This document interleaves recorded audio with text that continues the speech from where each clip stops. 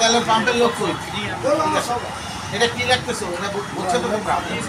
কোনো লোকের হেলমেট না থাকলে তেল দিবা না, ঠিক আছে? গাড়িটা পাওয়া যাবে। গাড়িটা বন্ধ করে।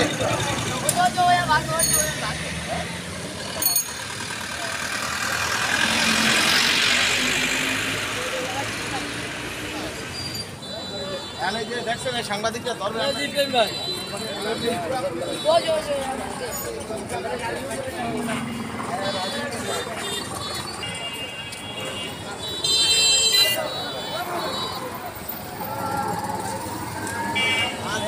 রাস্তায় নামবেন না, ঠিক আছে? না হলে কিন্তু ওই যে দেখছেন ট্রাফিক, এখন আমরা আপনার গাড়িটা আমাদের হেফাজতে রাখা, আমরা একটা হেলমেট নিয়ে আসে, হেলমেট নিয়ে আসতে পারে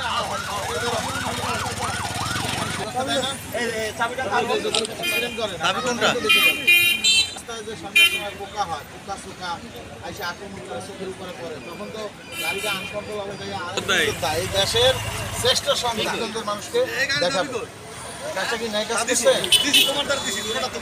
তাহলে কি কাজ করছে? ভুল না অন্যায়? মোটরসাইকেল চালাইতে হেলমেট লাগে, এটা কি জানেন? তাহলে এটাকে ভুল বলা যায় না? আপনার আইন মানলেন না, আইন অমান্য করলেন, সেটা বলা যায় কোনটা?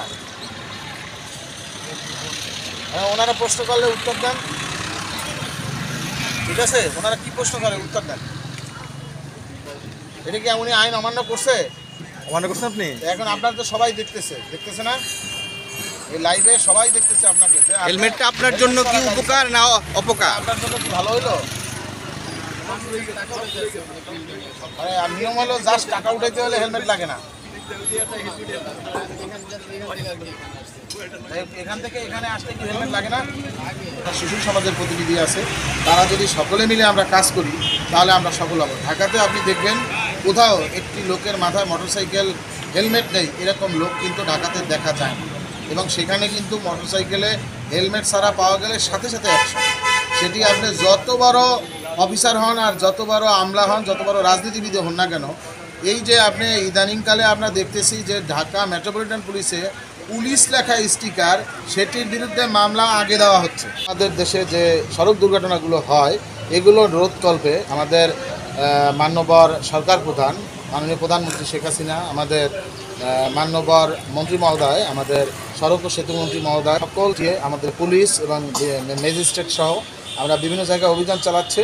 সেই অভিযানের আলোকে আমরা এই ফরিদগঞ্জবাসীকে সচেতন করার জন্য আজকে আমরা আমাদের এই যে সাংবাদিক বন্ধুগণ এবং স্থানীয় সুশীল সমাজের প্রতিনিধি এবং স্থানীয় জনপ্রতিনিধি সহ আমরা আজকে এই অভিযান পরিচালনা করতেছি।